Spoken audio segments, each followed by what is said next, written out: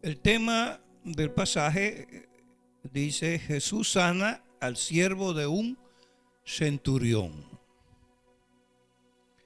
Jesús sana al siervo de un centurión. Después que hubo terminado todas sus palabras, al pueblo que le oía entró en Capernaum.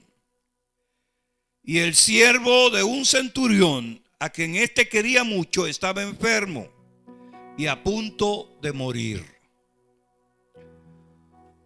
Cuando el centurión oyó hablar de Jesús, le envió unos ancianos de los judíos rogándole que viniese y sanase a su siervo. Y ellos vinieron a Jesús y le rogaron con solicitud diciéndole: es digno de que le concedas esto, porque ama a nuestra nación y nos edificó una sinagoga. Jesús fue con ellos, pero cuando ya no estaba lejos de la casa, el centurión envió a él unos amigos diciéndole: Señor, no te molestes, pues no soy digno de que entres bajo mi techo. Porque lo que ni aún me tuve por digno de venir a ti, pero di la palabra y mi siervo será sano. Porque también yo soy un hombre puesto bajo autoridad y tengo soldado bajo mis órdenes. Y digo a este: ve y va, y al otro: ven y viene, y a mi siervo: haz esto, y lo hace. Al oír esto, Jesús se maravilló de él y volviéndose dijo a los gente que le seguía: os digo que ni aún en Israel he hallado tanta fe.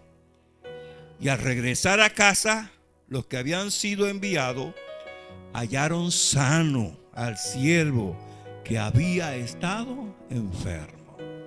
Pueden sentarse, hermanos.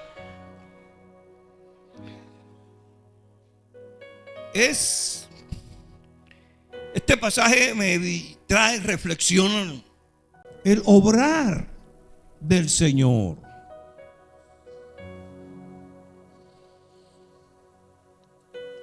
Y es que es cierto que el Señor, todas nuestras obras, todas las obras del hombre, no son más que trapo de inmundicia. En las obras del hombre no hay perfección. Por lo tanto, realmente ante Dios, ante el Rey Señor del universo, no hay nada que nosotros hagamos en la cual Él pueda estar en deuda con nosotros. Pero ve Dios el corazón de la gente. Actúa Dios en favor de las personas que vienen a Él. Ahora, ¿cómo debemos acercarnos a Dios? Y eso es el puntito aquí de lo que implica para poder recibir algo de Dios. Vemos que Jesús entra a Capernaum, una ciudad limítrofe que está ubicada en una zona donde casi siempre, pues, ¿verdad?, hay, como diría, lugares de cobranza de impuestos por causa de que se pasa mercancía de un lugar a otro. Y Capernaum era una ciudad importante. allí había un centurión. ¿Qué es un centurión? Una persona que está a cargo por lo menos de 100 soldados. Él está ubicado ¿dónde? En Capernaum, ciudad de Israel.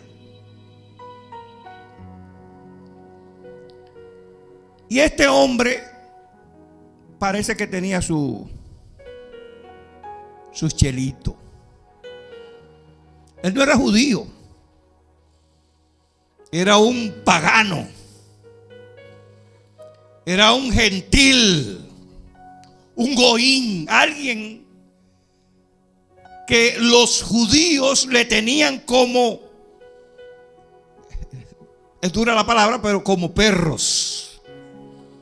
Ni siquiera los judíos se entraban a las casas de los gentiles a comer con ellos, porque los gentiles eran menospreciados ante los ojos de los judíos, porque ellos tenían al Dios verdadero. El pueblo de Israel, el pueblo judío, es el pueblo de Dios. Y los gentiles, los de afuera, pues esa gente no merece nada. Amén. Pero parece que este hombre, centurión romano, era un hombre que era temeroso de Dios. La escritura no nos dice que él era temeroso de Dios. Algunas personas, los que, les voy a decir esto, los que quieren decir que la homosexualidad no es nada. Algunos dicen que este centurión romano lo que tenía allí era alguien que él usaba como mujer, porque eso era costumbre dentro del pueblo romano, dentro de los generales romanos. Había una descomposición moral en Roma y tenían esas costumbres malas, perversas ante los ojos de Dios. Y hay quienes en este tiempo se atreven a decir que ese hombre por eso era que él amaba a ese siervo. Yo no lo considero así. Yo considero que era un hombre temeroso de Dios y que realmente era una persona compasiva, que tenía gente a su servicio, pero él también tenía cuidado de su gente, en los que estaban al servicio en su casa. Y es tanto así que entonces nosotros podemos encontrar lo siguiente. Dice que el siervo de este centurión enfermó. Y dice que este centurión que tenía a este siervo, dice, a quien él amaba, lo tenía bajo su cuidado. A veces hay gente que están sirviendo en una casa de familia y se tiene como una nana, como una madre. Aunque viene y es la que friega, la que trapea, la que prepara la casa y cuida a los niños que crecen alrededor de ella le aman. Se prodiga el amor y no simplemente la ven como alguien que sirve. Y eso pasa aún en nuestra sociedad, de personas que son tratadas muy bien en el lugar donde sirven. Amén. Que le tienen consideración. No sé si quien está allá es la hermana Carmen Rodríguez. La hermana Carmen García. Amén. Sí, la hermana Rodríguez está aquí. La hermana Carmen García allá. Pero la hermana Carmen García tiene trabajando mucho tiempo por ahí. ¿Cuánto? Y la tienen en gran estima. ¿Por qué? Bueno, porque le ha servido bien. Amén. Entonces, este hombre, centurión, que es un hombre importante, tiene un siervo en su casa y él le aprecia y no quiere perderlo. Amén. ¿Recuerdan a Abraham? Que tenía a un siervo al cual él le dijo a Dios: bueno, el que me va a heredar es este siervo nacido en mi casa, ¿verdad? O sea, el siervo ese tenía gran estima ante los ojos de Abraham. Claro que no podía ser el lugar de su hijo, pero aparte del hijo era él un damaseno. ¿Están entendiendo? Entonces, y la botellita de agua está ahí.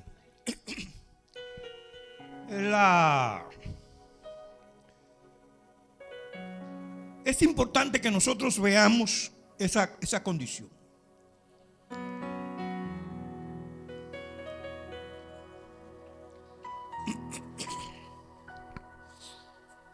Gloria al Señor. Él realmente amaba a este siervo, pero no solamente eso. Este hombre había hecho una sinagoga que representa una iglesia, un lugar de congregación, de reunión para estudiar las escrituras y adorar al Dios del cielo. Lugar de instrucción, lugar de enseñanza, lugar de reunión del pueblo. Y dice que él le había hecho una sinagoga. Es el testimonio que dan los ancianos. Fíjense que cuando dice aquí, cuando el centurión oyó hablar de Jesús, le envió unos ancianos de los judíos rogándole que viniese y sanase a su siervo. Y ellos vinieron a Jesús y le rogaron con solicitud, diciéndole: es digno, noten la palabra, es de que le concedas esto, porque ama a nuestra nación y nos edificó una sinagoga. Entonces el hombre tenía amén. Algunos dicen que podía haber hecho que a un soldado cualquiera podía hacer riqueza. Sabemos que a los soldados les gusta mucho el soborno y la cosa, el chelito. Pero quizás esa no fuera la condición de él. Quizás pudiese ser que hubiese tenido esa posición realmente porque era un muchacho de cuna, de influencia, y tenía esas riquezas desde antes de llegar al puesto. Aunque su puesto mismo le da recurso. Amén. Pero lo que tenía no lo tenía para él solo, sino que él piensa en la necesidad que hay a su alrededor del pueblo, y así de esta manera él adora al Dios de Israel, al Dios de los cielos. No hizo un lugar de ídolos, sino un lugar de adoración al Dios eterno. Amén. Cuando nosotros vamos delante de Dios, debemos tener argumentos para orar, para hacer nuestra petición ante Dios. A veces decimos: no, Dios no mira las obras, pero sí, Dios mira las obras. Amén. Se hace mucho énfasis, o hacemos mucho énfasis en que la salvación es un regalo de Dios y que Él no nos escoge por buenas obras, sino que nos escoge por su soberanía. Yo respeto eso. Pero yo sí lo que yo sé de parte de Dios es que Él no soporta al impío.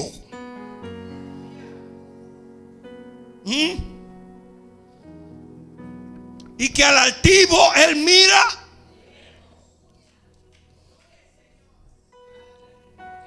Si alguno es altivo y orgulloso, a ese no lo escogió Dios. Ahora, si se humilla y se vuelve a Dios, entonces Dios lo escoge.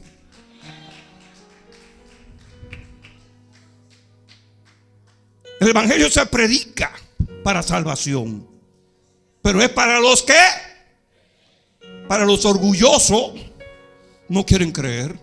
Yo no necesito eso. ¿Para qué necesito yo el evangelio? Yo no le hago mal a nadie. Es un hombre bueno.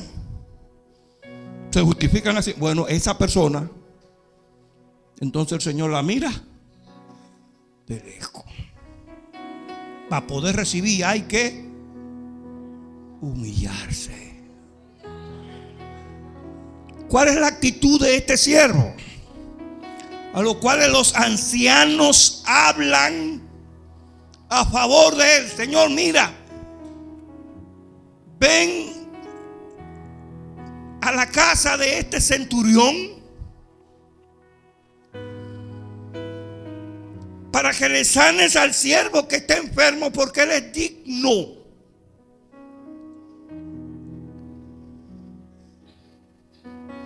Paralelo.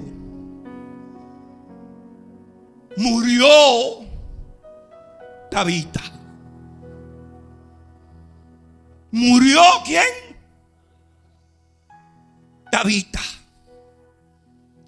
Y ante la muerte ya no hay más esperanza. La gente pierde la esperanza porque el que se murió ya. David lo vio así cuando se le murió el niño por el que él estaba en ayuno y oración. No hay que seguir orando ya ni pidiéndole a Dios porque ya el niño se murió. No puedo hacer nada. Yo me voy a ir donde ajusta con él, pero ya no viene donde yo estoy. Ya lo llevaron. Pero a este, cuando Tabita murió, las viudas, las ancianas, las hermanas de Tabitas, a las cuales Tabita hacía prendas, hacía vestidos con los que ellos se cubrían y se guardaban del frío. Era una mujer hacendosa, muy activa en su comunidad. Y se murió y ellas estaban desesperadas llorando. Y oyeron decir: Pedro está en tal sitio. Mandemos a buscar a Pedro para que venga y vea nuestra situación. Pedro vino. Amén. Y oró por Tabita. La que había muerto, ¿qué le pasó? Resucitó. Pero ellos le dijeron a Pedro, antes de que Pedro orara: Pedro, mira estas prendas. Amén.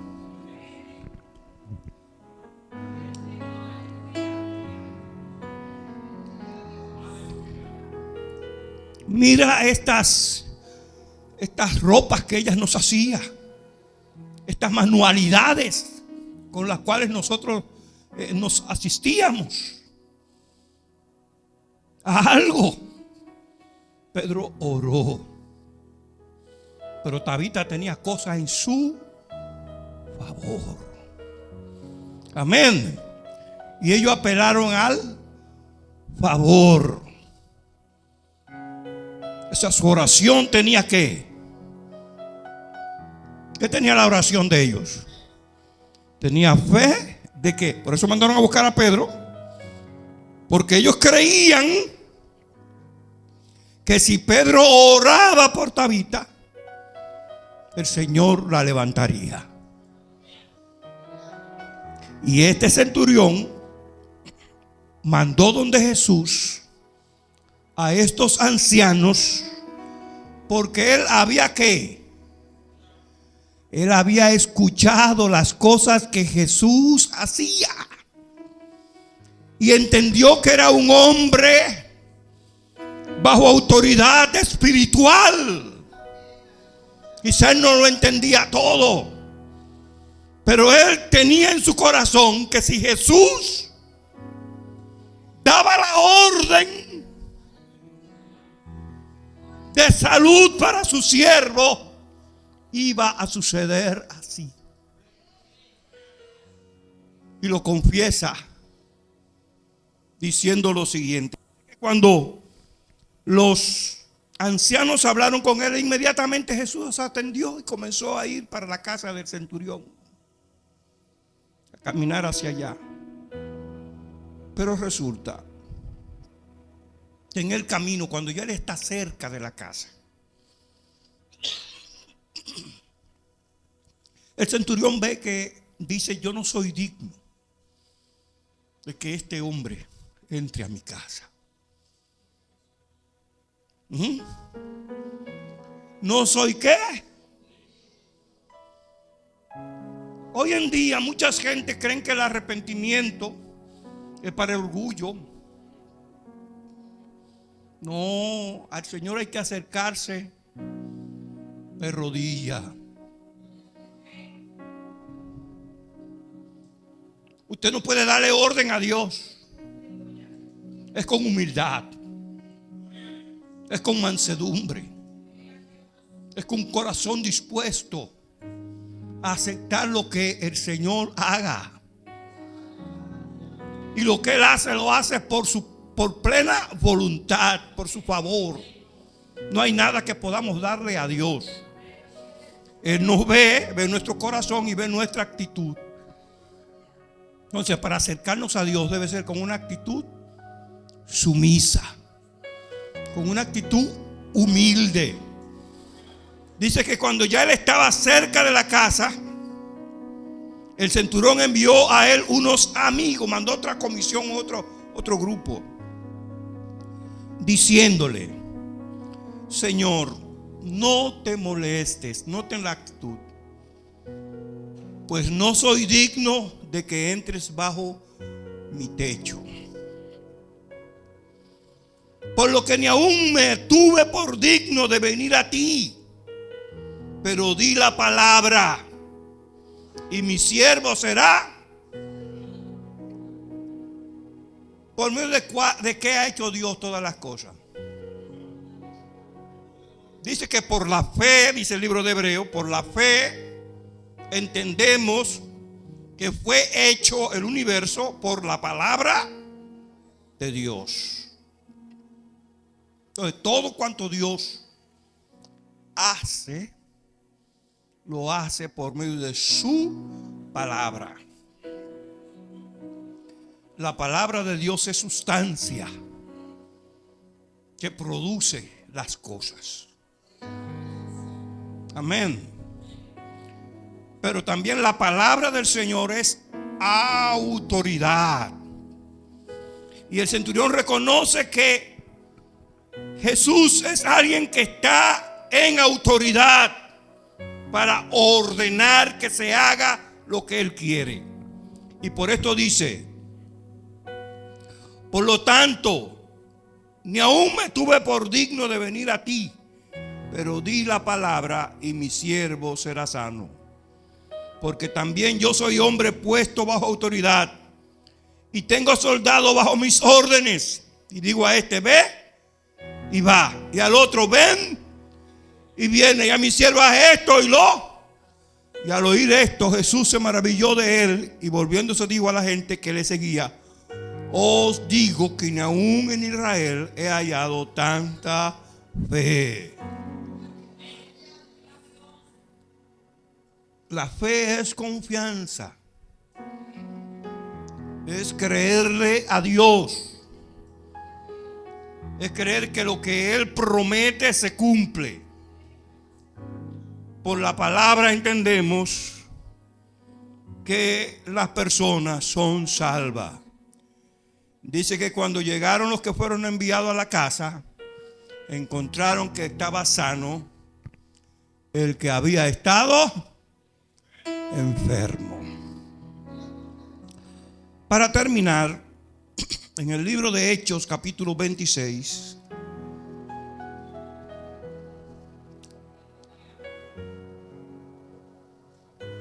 en el versículo 18 dice: